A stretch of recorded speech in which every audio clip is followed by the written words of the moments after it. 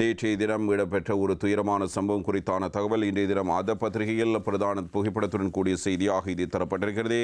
பாசிலேதி கசக் கடாவெட்டி பசஹவிருதி சிசுவைக்கு மறுட்ட தவ சிசுன் தெதினக்குட்ட துவாலை என்ற அடிப்படையில் அத பத்திரிகை இன்றைய தினம் இந்த தகவலை இவ்வாறு தெரியப்படுத்தி இருக்கிறது. மிக முக்கியமான ஒரு தகவலாகவும் இது அமைந்திருக்கிறது.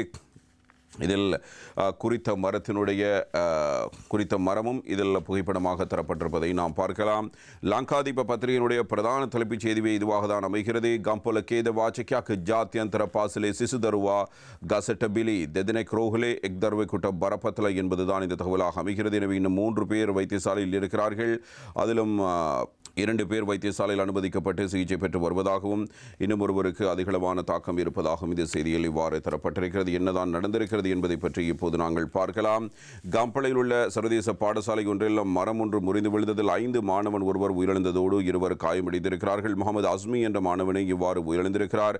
சம்பவத்தில் காயமடைந்த 2 மாணவர்களும் சிகிச்சைக்காக கம்பளை போதனா வைத்தியசாலையில் அனுமதிக்கப்பட்டிருக்கிறார்கள் என்ற செய்தியை மையப்படுத்தி இந்த தகவல் இவ்வாறு தரப்பட்டிருக்கிறது.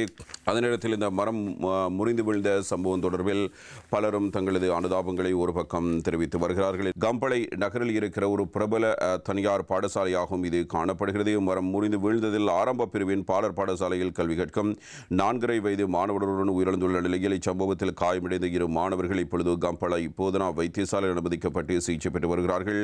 நேற்று முற்பகல் 9:15 அளவில் ஆரம்ப பிரிவு பாலர் பாடசாலை மாணவர்கள் பாடசாலை முற்றத்தில் விளையாடிக் கொண்டிருந்த போது பாடசாலைக்கு அருகிலுள்ள மரம் ஒன்று மதிர்ச்சுவரை உடைத்துக் கொண்டு முறிந்து விழுந்துள்ளதாக தெரிவிக்கப்படுகிறது. ஒரு கடுமையான காற்று வீசி இருக்கிறது. காற்றினை தொடர்ந்துதான் அந்த மரம் முறிந்து விழுந்திருக்கிறது.